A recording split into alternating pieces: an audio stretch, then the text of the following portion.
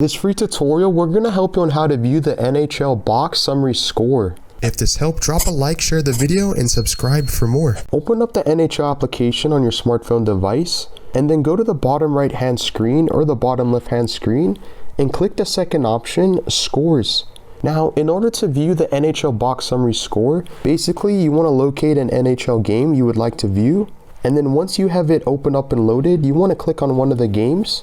And assuming you want to see the box summary score, you should see on the middle hand screen a box score next to summary and play by play. In this case, we see that the Ottawa Senators have won 4-0 against the Toronto Maple Leafs.